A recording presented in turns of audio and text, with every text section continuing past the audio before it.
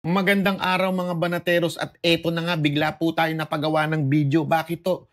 Kasi meron na namang nagpapakalat dyan na kesyo tumakas na daw si Pangulong Duterte sa Pilipinas dahil dito sa ICC na to. Una sa lahat, mga putang ina nyo. Yun lang masasabi ko sa inyo, mga putang ina nyo. Bakit kanyo? Alam nyo, kung sino mang nagpapakalat na to, ito may nabasa ako Natunugan. Ito ang title Natunugan. Rodi Duterte flies to Hong Kong amid ICC arrest warrant rumors. But Panelo says he's meeting OFW. Isa pa, mga putang ina nyo. Hindi totoo yan. Alam nyo kung bakit? Isang linggo na naming ina-announce sa SMNI, sa programa naming Banateros, na pupunta si Tatay Digong sa Hong Kong. Ito po'y mahigit isang linggo na. Planado na ito. Hindi pwedeng bigla-biglaan magkakaroon ng event sa Hong Kong. Hindi parang Pilipinas yan na pwede mo bigla-biglain. Hindi, gusto namin mag-event. Hindi ganun yun. Yung event na po na yan, ay planado yan. Pinapaalam mo na maayos sa gobyerno ng Hong Kong. Mahigpit po sa gobyerno ng Hong Kong. Hindi pwedeng lumagpas ng bilang. Kailangan yung oras sakto or else papatayan ka, bawal ang late. Hindi pwede katulad ng nangyayari sa atin sa Pilipinas na nalilate yung ibang mga kandidato. Hindi pwede dito yan. Nandito po kami sa Hong Kong ngayon. Ngayon mismo. Mga putang ina ninyo. Alam nyo, ang ganda ng ng dating ko dito sa Hong Kong kasi medyo malamig-lamig pa ang panahon dito sa Hong Kong. Pagdating nung nagbasa ako nung galing ako sa airport, papunta na ako sa hotel. Abay, nabasa ko, Rodi Duterte flies to Hong Kong amid ICC arrest. Abay, mga putang ina nyo talaga. Nakakainit kayo ng ulo. Ako, hindi ako iniiwasan ko na magmura. Pero nung nabasa ko to, nagalit ako. Nagalit talaga ako. Sabi ko, tang ina ninyo, dumi ng isip nyo. Ang hirap-hirap mag-preparation dito. Lahat inaayos mo.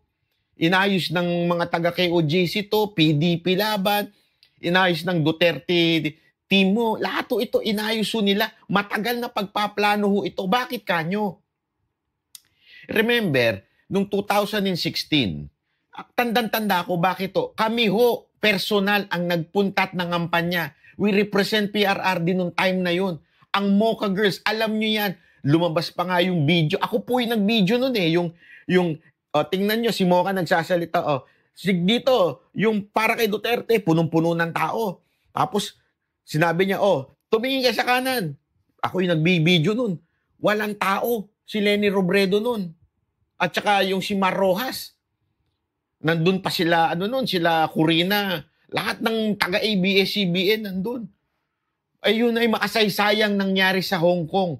At alam nyo, isa yan sa nagdikta ng, alam mo yon, ng pangkalahatang trend para sa mga OFW. Kasi alam naman po natin, Hong Kong ang isa sa pinakamadami. Aside from Middle East as a whole. Kasi Middle East, marami yan di ba? Iba't ibang bansa po yan. Marami yan. Kaya marami sila. Pero dito kasi, isa to Hong Kong Yung isang bansa na to Hong Kong, grabe ang OFW dito. Nung nagpunta po kami dito, kitang-kita po namin ng tindi ng followers ni Pangulong Duterte dito. And we reported it at that time. As a matter of fact, nung nanalo si Presidente Duterte nun, isa kami sa inatasang bumalik at magpasalamat. Ang Mocha Girls, si Mocha Uson, para bumalik at magpasalamat sa mga suporta sa mga OFW kay Pangulong Duterte. At kasama po nun si Inday, VP Sara Duterte. Kasama po siya nun. Pero this is the first time na pupunta si Pangulong Duterte dito na may rally. Okay? First time. Nakapunta si Pangulong Duterte dito, alam ko, hindi rally yun. Pero nagpunta siya dito, ngayon lang yung rally. Kaya handang-handa. Kasi, alam nyo, yung venue bukas, ako nga sinabi ko dun sa organizer, maliit yung venue na yan. Kasi yung kami nun, labas ito sa labas. Pero punong-puno. Ito ngayon, nasa stadium lang. Sabi ko, siguradong mapupuno yan. Paghandaan nyo yan. Dahil iba ang mga OFW ng Hong Kong. Talagang kakaiba ho ang mga OFW sa Hong Kong. Talagang matitikas ho ang mga kababayan natin dito at paninindigan nila. Kaya nga ako, mga kababayan, ngayon in-upload ko ito umaga ng Sunday. Upload ko po ito Sunday ng umaga. So napapanood nyo ito Sunday ng umaga. Panoorin nyo po ito. Dahil alam nyo, nakakainit ng ulo. Napakatarantado ninyo. Alam nyo yung ICC na yan? Putang ina, ilang beses nang sinabi ni Trillanes na ayun na yung ICC. O hanggang dito ka na lang. Hanggang dito ka na lang na buwan na to. Hanggang dito ka na lang. Aarestuhin na. Aarestuhin na. Putang ina, saan na-aresto? Ba't tayo susunod doon? Hindi naman, ano ba tayo? ICC country? Tayo ho ba'y membro ng ICC para arestuhin si Duterte? Abay, gago pala kayo. Ano pinalalabas ninyong tiwakas si Pangulong Duterte dito sa ICC? Abay, mga hindot kayo, mga animal kayo. Hindi ako, ayoko talaga magmure. Pero sabi dito, basahin ko ha. Former President Duterte flew to Hong Kong on Friday, March 7, amid growing speculation about possible issuance of ICC arrest warrant against him. Alam mo yung bulong-bulungan na yan? Putang ina, parang bulong-bulungan yan ng mga kapitbahay nyo eh. Na lahat walang katotohanan. Puro mga chismisan lang yan. Ang tagal na niyang bulong-bulungan na yan. Di ba si Trillanes noon? Buwan nagsasabi, malapit na, arestuin na siya dyan. Ito, pagkatapos ng buwan na ito, arestuin na siya. Kaya ganyan siya, arestuin na siya, arestuin. Ano, may nangyayari ba?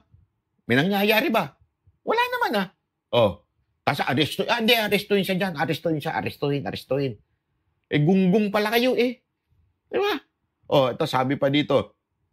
Politico learned that Duterte boarded Cathay Pacific flight ganto, which departed Ninoy Aquino at 8:41 a.m. Learn talaga, Politico learn. Lumabas sa social media yan eh. May video yan eh, na mga nagbibideo sa kanilang mga tao. Kalat na kalat yan sa social media. Tapos Politico Lord, parang naka-scoop kayo ang datingan. Na-scoop namin na lumabas. Parang patagong lumabas si Duterte. Tumatakbo si Duterte na parang patago. Abay, gago ba kayo? Kung patago yan, hindi mabibidyo yan ng kusino-sino. Ang dami yung video na lumabas. Bumati pa siya dun sa mga tao. Bumati pa siya dun sa crew nung eroplano. Nagka-late-late na nga. Hindi ko alam kung nagka-late-late ha.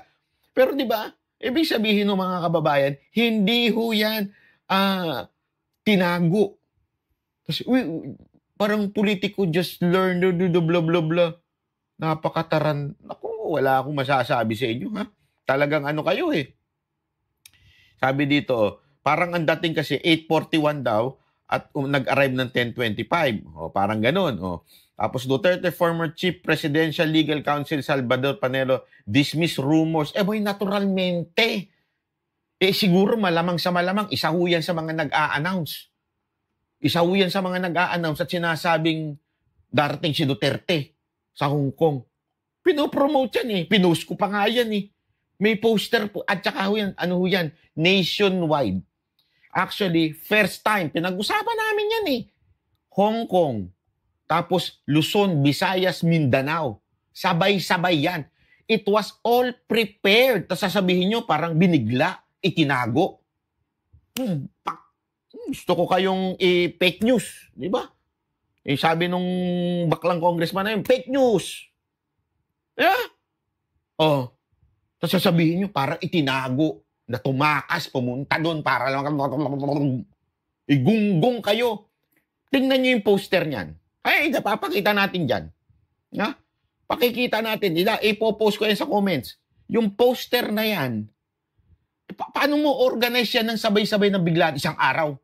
Pinost namin yan. Gumawa kami ng event kasi arestuin si Duterte.